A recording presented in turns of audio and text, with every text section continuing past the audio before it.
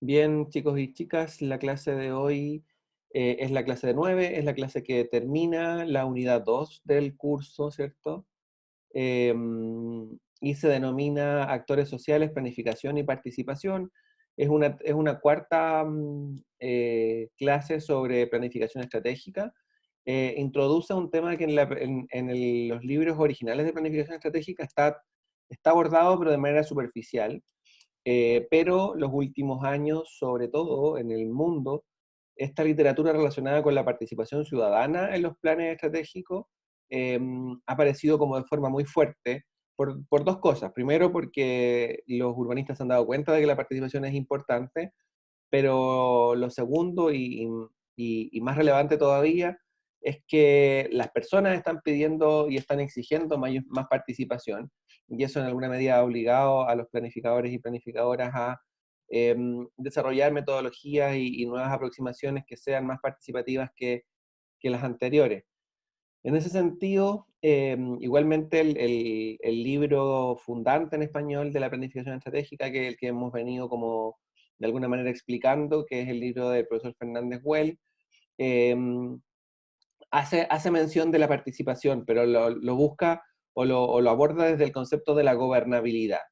Y incluye justamente en este concepto de gobernabilidad no solamente a los ciudadanos y a las ciudadanas, sino que a un contexto amplio de gobernabilidad donde los agentes se reconocen distintos y distintas y participan de forma diferenciada de lo que Fernández Well llama los consensos, ¿cierto? Generar una participación en base a consenso. Pero en este libro y en estas propuestas iniciales, la gobernabilidad y lo que prontamente después en teoría urbana se llamará gobernanza urbana, es una especie de equilibrio entre las empresas o los agentes económicos, el Estado, los agentes más bien políticos y la ciudadanía. Un equilibrio y también un desequilibrio, porque evidentemente en la toma de decisiones de muchos de estos planes, sobre todo los originales, eh, la participación ciudadana tiene bastante poco peso respecto de la participación que tienen las empresas en la toma de decisiones. Pero aparece de todas maneras el concepto de gobernabilidad. Entonces, respecto de esto, estudiar la gobernanza y modificarla es parte importante de las preocupaciones que deben tener o que están teniendo los planificadores y planificadoras en el mundo. Normalmente los planes estratégicos van a estar asociados a nuevas formas de tomar decisiones. Habíamos hablado mucho de estas instituciones público-privadas, pero también este tipo de propuestas desde su liberalismo, ¿cierto? Que habíamos hablado también de que estas propuestas son profundamente liberales, hablan de la importancia de los privados en la toma de decisiones. Evidentemente, entre los privados podemos encontrar a las empresas y también a los ciudadanos, y ahí el desequilibrio de ese poder es lo que se pone en cuestión últimamente, pero finalmente debería haber el enfoque de la planificación estratégica es justamente sacar muchas de las decisiones que se tomaban antes como en el estamento estatal, político y técnico del Estado, a una participación donde los privados tengan mayor incidencia, principalmente empresas. Entonces, surgen preguntas importantes cuando uno hace un plan estratégico, lo habíamos conversado el semestre pasado también respecto del concepto de gobernanza, cómo se estudia la gobernanza para proponer un plan.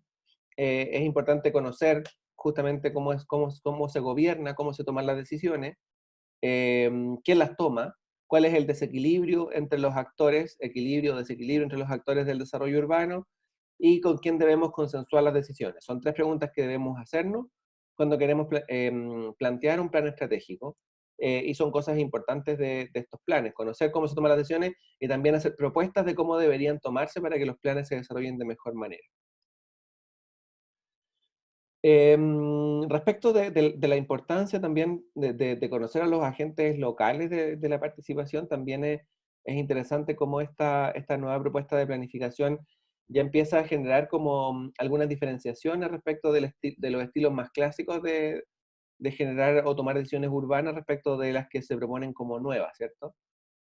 En ese sentido se propone como importante identificar a los grupos de poder dentro de un lugar, dentro de un territorio, difundir el proceso de planificación, ¿cierto? Informar sobre lo que se está haciendo permanentemente, acordar una estrategia general para un plan. Acordar quiere decir justamente esto de llegar a consensos con muchos actores, y lograr el compromiso de participación también de la mayoría de los actores posibles durante el desarrollo del proceso. No es que se desarrolle, o sea, lo que se propone justamente es que no se desarrolle un plan eh, entre cuatro paredes y después salga cuando está todo listo, salir a explicarlo y salir a proponerlo, sino que justamente lo contrario. Durante la construcción del plan deberían lograrse estos consensos, difundirse el plan y articularse procesos de participación, y ahí de nuevo con mayor o menor énfasis en la participación ciudadana propiamente tal, pero con participación de todas maneras de actores más allá de los que proponen, el plan. Entonces ahí está, hay un cuadrito que es interesante respecto de cómo se toman decisiones, respecto de distintos tipos de liderazgo, em, y cómo debería justamente entenderse la planificación estratégica desde ese punto de vista. Entonces, por ejemplo, tenemos que los tipos de liderazgo de cuando viene de los gobiernos se puede desarrollar de dos maneras, uno más bien populista, y otro, por ejemplo, basado en competencias, un Estado más bien tecnocrático, mientras que el sector privado propone una dirección ejecutiva, y el tercer nivel, la sociedad civil, propone más bien liderazgo de tipo carismático.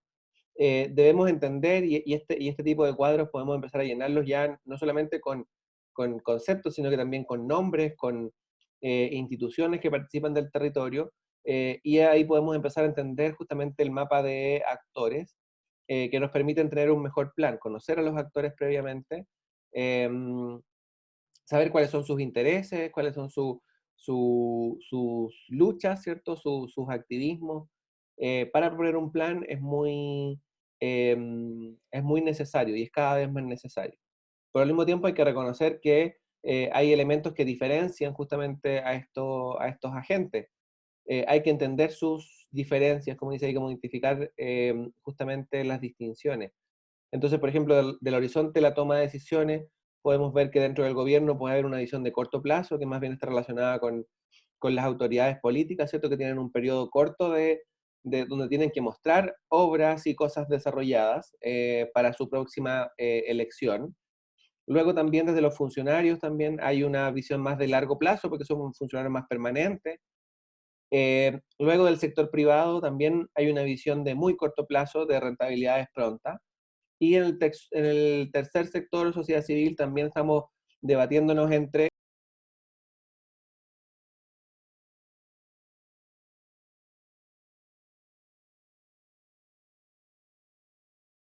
medios y largos plazos.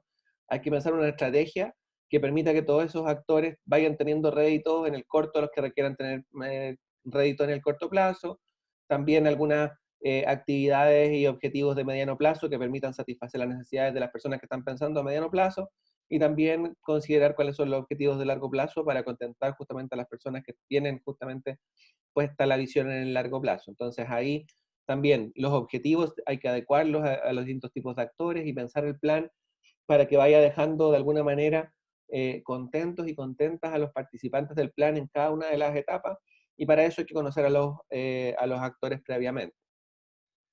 ¿Cuáles son los objetivos de un plan de participación en este tipo de contexto? Lo primero es identificar los partidarios de la iniciativa, lo que puede considerarse un activo, ¿cierto? El desarrollo de las estrategias seleccionadas, saber quiénes son tus amigos y quiénes van a estar contigo en cada una de estas tareas que se van a desarrollar. Mantener vivo el proceso con la obtención de resultados de corto plazo, mediano plazo y luego largo plazo. Es importante incluir en este tipo de estrategias también tácticas, ¿cierto? Habíamos diferenciado, habíamos expuesto la diferenciación entre táctica y estrategia. Hay que desarrollar en alguna medida bastantes tácticas también de más corto plazo, con la idea de ir mostrando resultados en el desarrollo. Si uno espera que todos los resultados se den al final, seguramente hay muchas personas y muchos actores e instituciones que van a ir abandonando el proyecto durante el corto y mediano plazo cuando no ven resultados. Otro de los objetivos es lograr un compromiso sobre la asignación de recursos económicos, sobre todo los que son ajenos, ¿cierto? Si el Estado es el que está proponiendo este plan y está recibiendo de alguna manera financiación privada, hay que pensar que justamente no podemos gastar la plata como planificadores públicos, por ejemplo, solamente lo que nosotros queramos, sino que si alguien más está colocando plata o recursos de otro tipo, como la ciudadanía podría colocar recursos, por ejemplo, humanos, horas personas para poder trabajar en estas iniciativas, no podemos pensar que vamos a tomar las decisiones por nosotros mismos como planificadores o planificadoras, sino que tenemos que esas decisiones sobre la asignación de recursos, sobre todo los económicos, que son los más delicados, esas decisiones hay que abrirlas. También es importante contemplar planes de contingencia, ¿cierto? ¿Qué hacemos si es que alguna de las etapas fallan y no se completan? Y también otorgar, en este mismo como énfasis, otorgar flexibilidad al plan de acción. Es decir, ir como desarrollando un plan que tenga varias etapas con la idea de saber si una etapa no funciona, poder volver atrás y no tener que esperar a que el proceso se desarrolle completo para ver si funcionó o no funcionó. Y eso nos permite ir variando metodologías, énfasis, propuestas de organización de los actores, etcétera. Ir probando en el camino también es muy importante. Respecto de los tipos de participación, también es importante conocerlos y saber a cuál de este tipo de participaciones vamos a invitar, a qué tipo de agentes, porque son bastante distintas. Por un lado tenemos tipos de participación presencial, otros más bien indirectas y estructuradas, que no implican la presencia, por ejemplo, implican encuestas online, focus group, método Delphi de agente o sea, especializado, etc. Una participación mediante la información a través de medios de comunicación, mediante los representantes políticos. Esto también se hace mucho, ¿cierto? Que ciertas instituciones participen a través de un representante en una mesa amplia, en una especie de directorio donde pueden haber un representante o varios representantes de la ciudadanía, otro de las empresas, y en ese espacio de representación política se toman las decisiones. Y también, bueno, el recurso de Internet es cada vez más importante para desarrollar planes de participación. Pero al mismo tiempo es importante conocer esta figura que se llama la escalera de la participación ciudadana, donde se demuestran los peldaños y qué tipo de participación estamos proponiendo en cada una de estos peldaños, yendo desde la no participación hasta la participación plena, donde pasamos por etapas, por ejemplo, donde se usa la participación más bien para manipular y utilizar a las personas. Otra escala intermedia donde sí hay un poquito más de representación, donde tenemos la etapa de información, la etapa de consulta, la etapa de cooperación con agentes, que más bien como como se hace participación ciudadana tradicional, ¿cierto? Informamos sobre un plan, desarrollamos de alguna medida algún tipo de consulta, no vinculante, ¿cierto? Una consulta para saber la opinión, pero no para hacer caso, y también algunos tipos de cooperación, ¿cierto?, con algunos agentes. Y ese nivel es un nivel intermedio que nosotros llamamos representación, ¿cierto?, que alguien más represente, ya sea nosotros como tomadores de decisiones o a través de agentes, como habíamos visto antes, políticos que representan a ciertos grupos. Y el último nivel, que ya es como la participación más bien plena, que es el desarrollo de alianzas estratégicas con distintos tipos de actores, no solamente, o sea, también las empresas, pero también la ciudadanía, la delegación de poder, que incluye unas consultas, por ejemplo, eh, pero vinculantes, ¿cierto? Vamos a preguntar para hacer caso, no solamente preguntar para saber la opinión. Y el último nivel, que ya implica el control ciudadano, que no es solamente tomar el parecer para que las acciones sean vinculantes, sino que también el escrutinio, la monitorización, está a cargo de los entes ciudadanos. Y ese también es como ya el último nivel, ¿cierto? No solamente donde los ciudadanos toman decisiones, sino que también hacen monitoreo y plantean indicadores y están a cargo de la transparencia de un plan, justamente el estamento ciudadano. Ese ya es como el último nivel, muy difícil de lograr también, pero también el más próspero en términos de participación. Respecto de eso, también se proponen desde la planificación estratégica algunos modelos organizativos básicos, donde hay una participación mixta de agentes del sector público y del sector privado. Se propone también la participación en diferentes niveles, ¿cierto? No solamente en un solo nivel, sino que en varios. Y también donde hay una dualidad técnico y política. No es, o reconoce la planificación estratégica que desde el estamento técnico, ¿cierto? Donde están los planificadores y las planificadoras, no es el único espacio importante de toma de decisiones. También hay muchos entes políticos, ya sea estatales o ya sea ciudadanos, que deberían participar de este modelo. Este modelo básico incluye un consejo del plan, que es el que pudiese estar, por ejemplo, compuesto por las agencias públicas y las agencias privadas, pero también por directores que vengan de la ciudadanía y que sean elegidos para ello. Luego un comité ejecutivo donde se toman decisiones más bien prácticas y de las acciones, no tanto de los objetivos como lo hace el consejo del plan. Luego distintos estamentos, ¿cierto? Por eso decía como es una estrategia multinivel, donde puede haber una secretaría técnica, donde pueden estar expertos y donde pueden haber comités de control que son justamente estas instituciones encargadas de monitorear el avance del plan. Normalmente el estamento de los expertos no hay ciudadanía porque requiere como un nivel de sofisticación del conocimiento, pero también puede haber expertos ciudadanos que participen del plan. Y en los comités de control es más propio o es más eh, recurrente que sí haya personas de la ciudadanía que participen de los comités de control del plan. Y luego esto también se disemina en grupos de trabajo y en comisiones de participación ciudadana, donde sí se aplican las primeros o los segundos más bien escalones de la participación, ¿cierto? Esto más bien de consulta e información, se desarrolla justamente en la parte que estamos viendo abajo. Los grupos de trabajo, que también pueden estar incluidos ciudadanos, no quiere decir que sean cerrados, sino que todo lo contrario. Los grupos de trabajo más bien tienen a cargo estas partes, las partes de la participación propiamente tal, y la parte de arriba más bien son como los administradores, el grupo más bien pequeño que desarrolla el plan.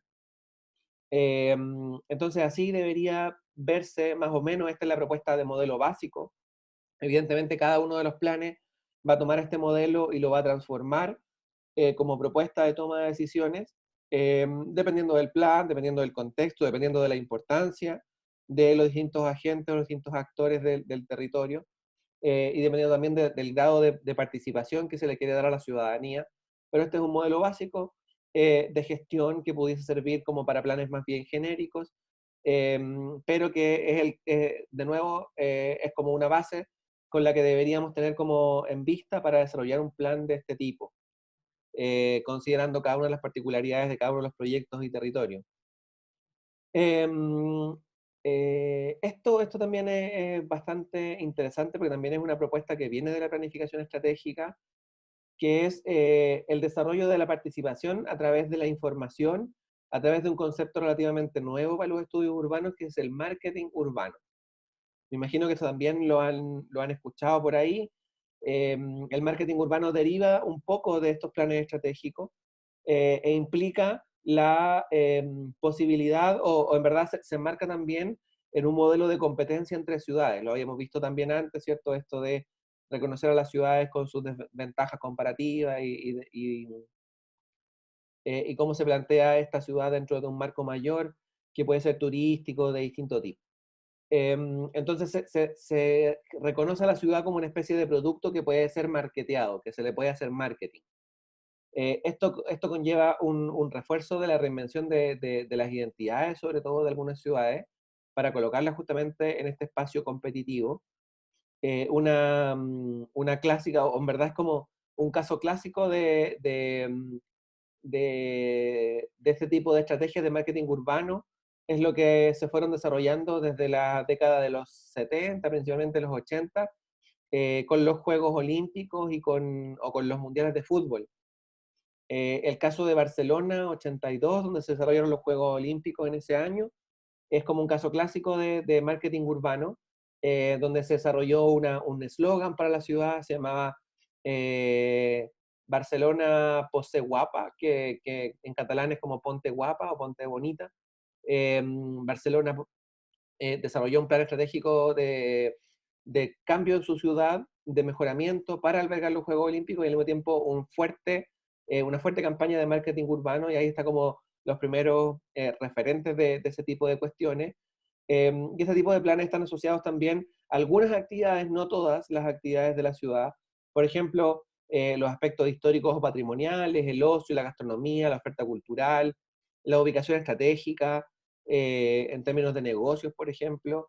son algunos de estos elementos a destacar y a poner en valor justamente a través del marketing, que también es una propuesta, pero de participación. Yo la pongo como entre paréntesis porque no es participación propiamente tal, sino que está más bien como en este tercer peldaño, ¿cierto? Está muy lejos de una participación real, pero finalmente igual es un tipo de participación a través de la información, ¿cierto?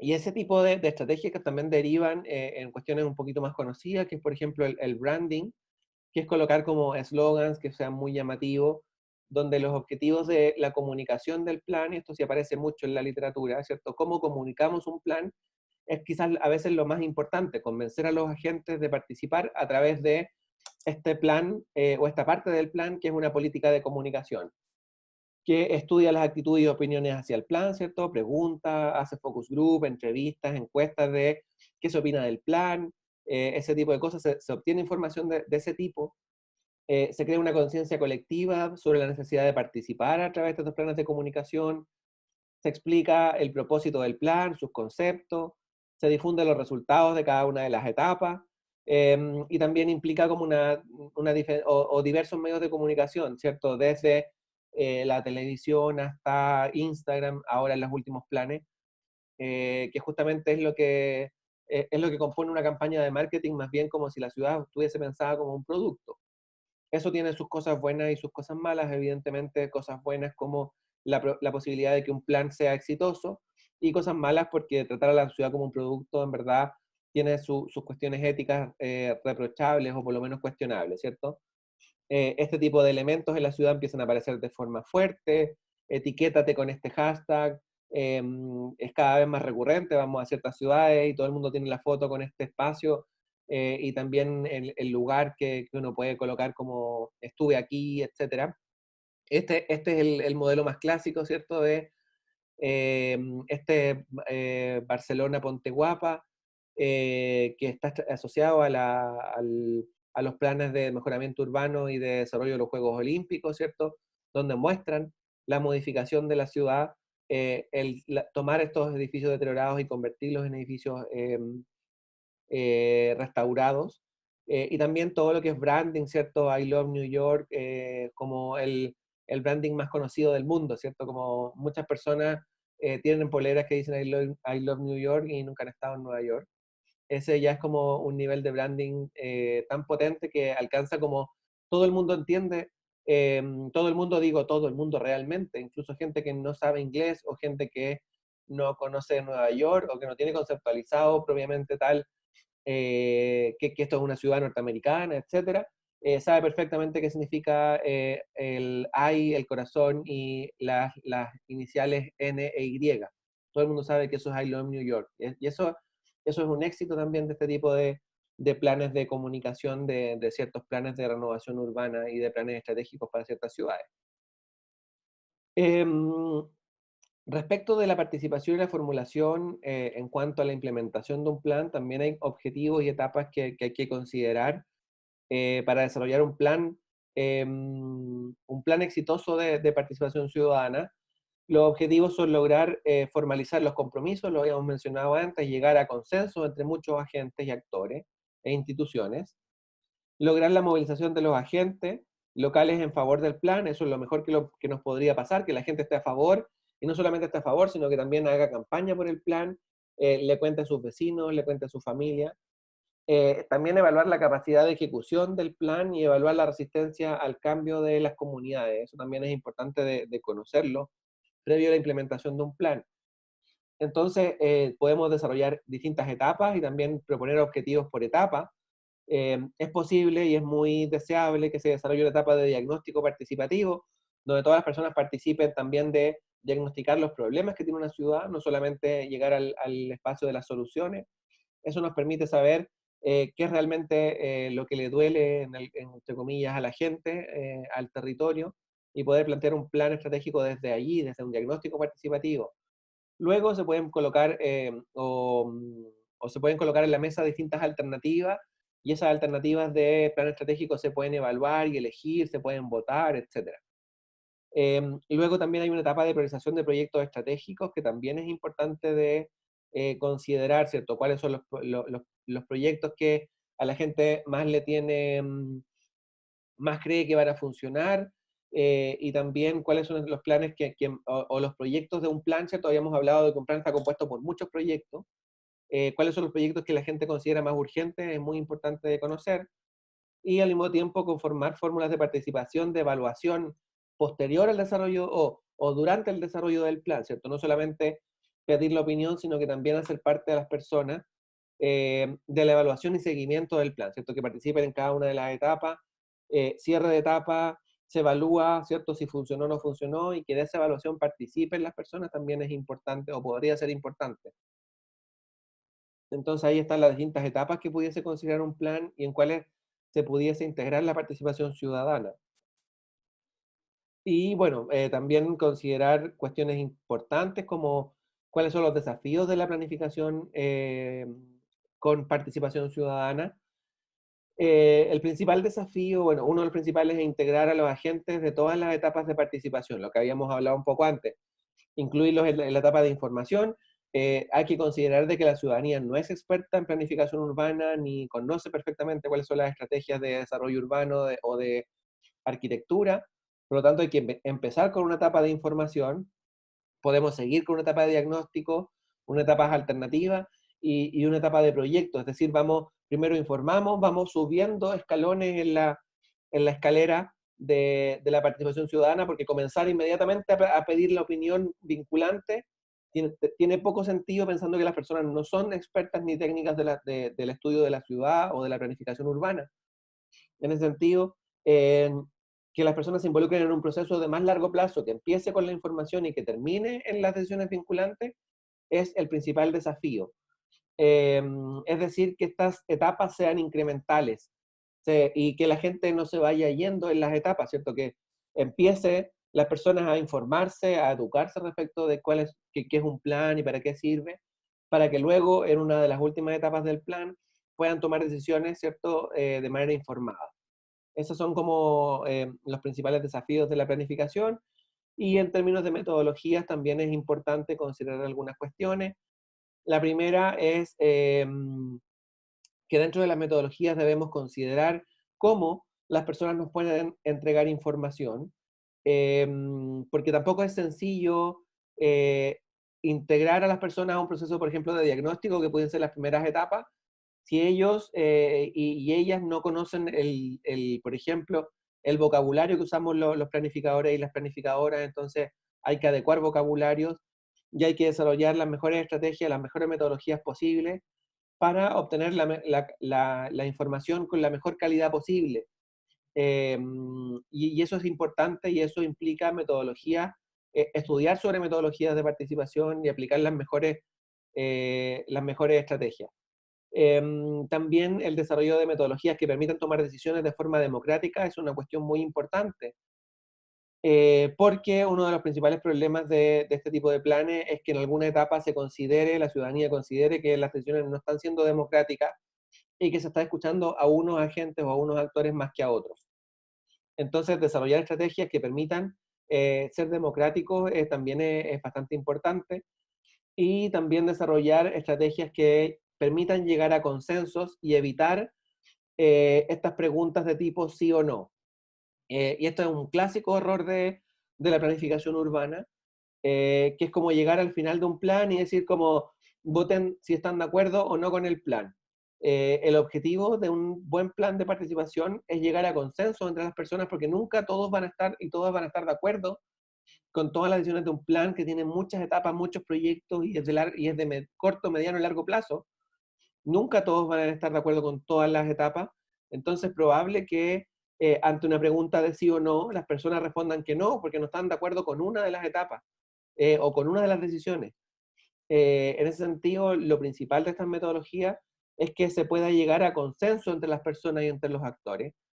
Hay un caso muy clásico de error de este tipo, en el caso de el alcalde Orrego, exalcalde de la comuna de Peñalolén.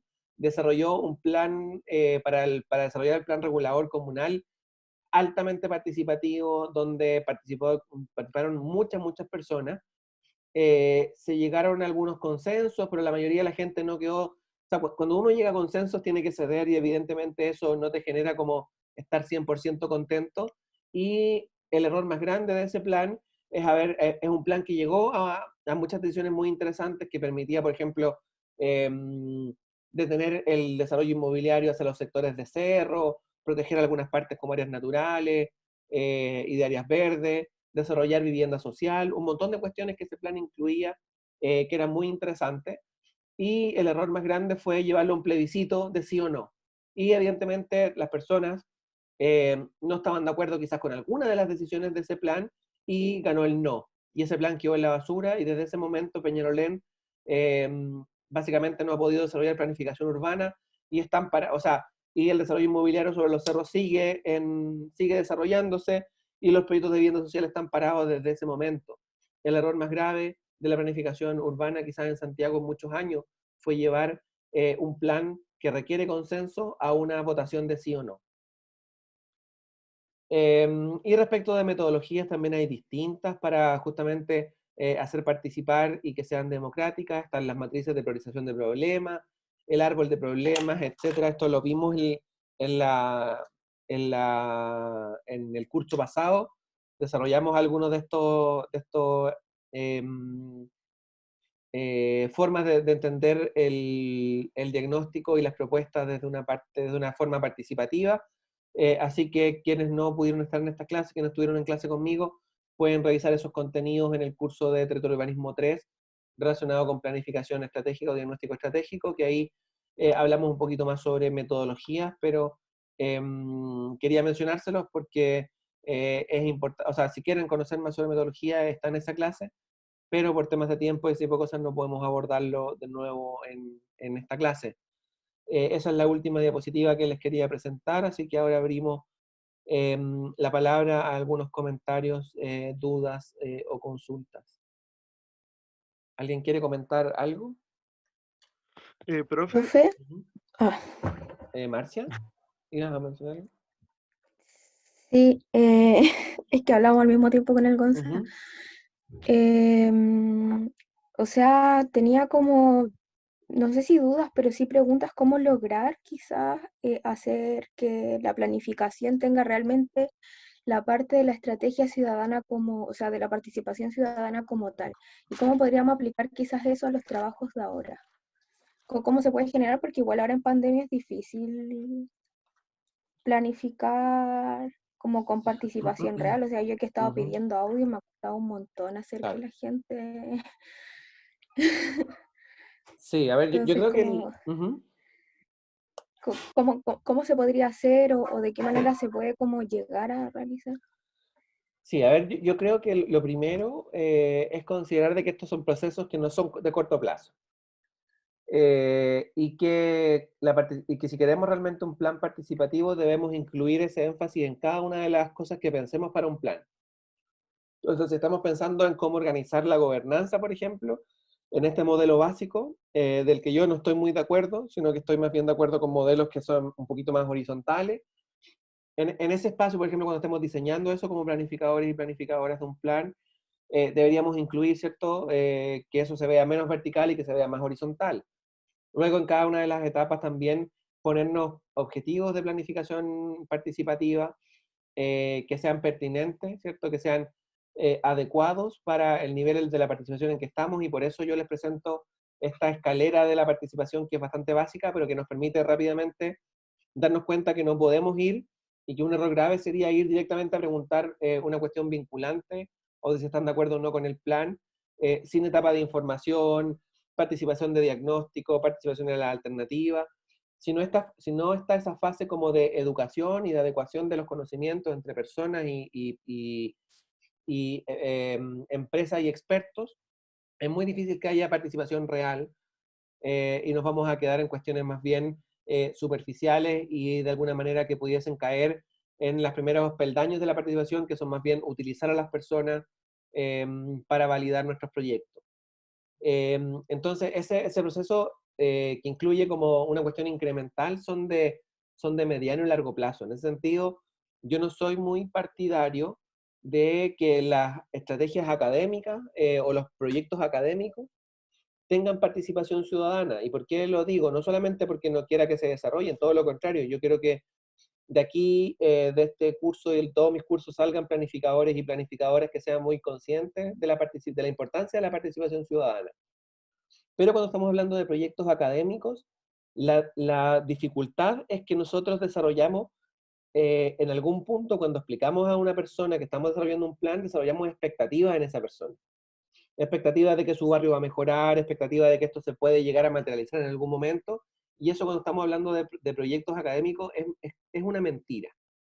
Entonces yo soy muy reacio, por ejemplo, a que se propongan tanto proyectos de tipo de urbanismo o también de proyectos de título, como ya a ese nivel, que incluyan participación ciudadana, porque eso implica que uno le generó expectativa a las personas. Si le fuiste a preguntar cómo quería el proyecto, la gente quizás imaginó que ese proyecto se iba a realizar. Y en verdad, cuando es una propuesta académica, no se va a realizar.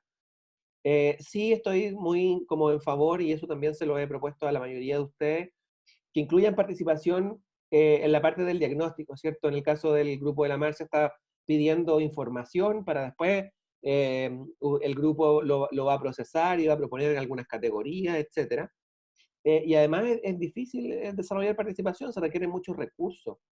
Se requiere la posibilidad de invitar a un espacio cómodo, se requiere la posibilidad de destinar incluso recursos para pagar a personas que pudiesen participar de focus group, que pudiésemos entregar algún tipo de presente o regalo a las personas que entregan entrevistas o que participan.